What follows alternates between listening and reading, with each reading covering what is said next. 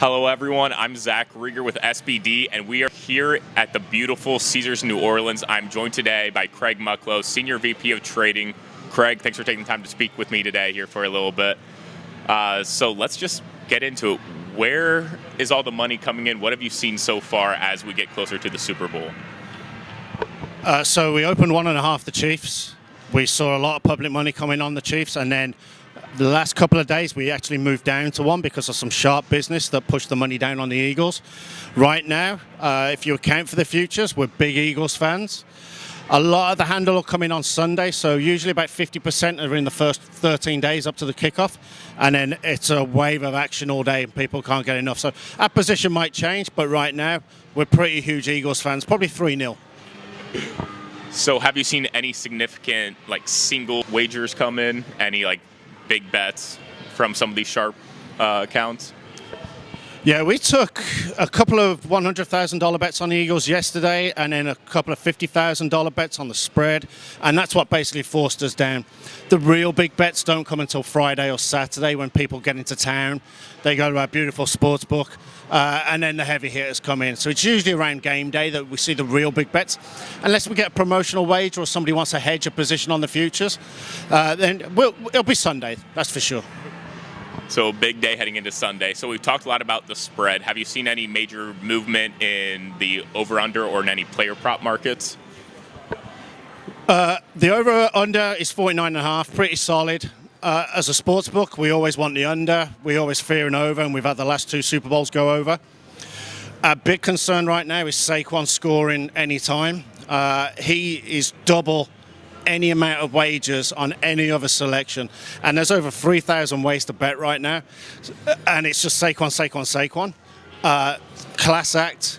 He could have broke 2 rushing records against his former team, chose not to. So as Philly fans right now, we hope he gets the karma and wins the Super Bowl, but we don't want him scoring a touchdown right now. Right, so is over rushing yards everything? That's all? Have you seen a lot of bets come in on those as well for Saquon? Yeah, always. I mean, Saquon is super popular regardless. A couple of the other big props that we've seen are C.J. Gardner-Johnson as MVP has been very popular. He's our biggest liability for MVP.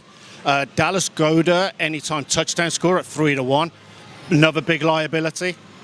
And then look at the Chiefs side. Mahomes, under 5.5 rushing attempts has been popular.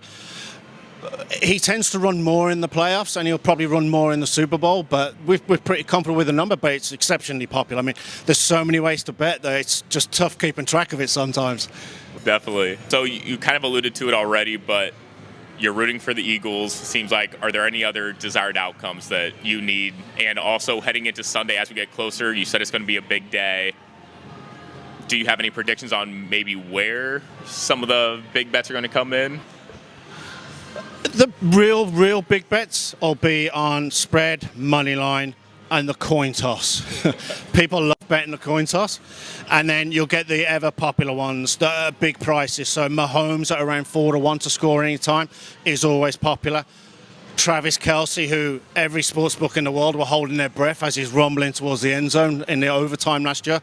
We don't want him scoring. We don't want him having a big game. Although he's had an off season. We had a 1989 prop last year based on Taylor Swift's album.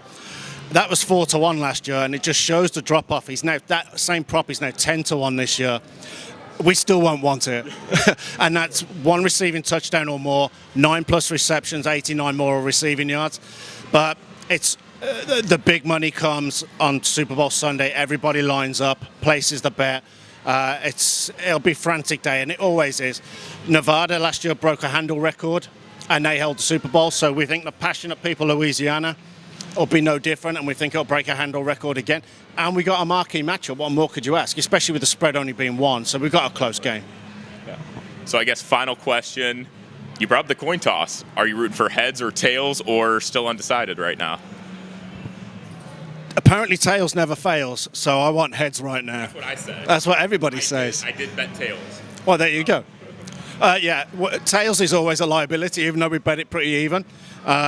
Everybody bets tails, and it's amazing how literally you feel karma goes your way straight off the opening coin toss, and if it goes tails, we're like, oh no, here we go again. So we'll be Heads fans to begin with. All right. Thank thank you everyone for watching and listening. And Craig, thank you so much for taking the time to talk with me today. And happy betting.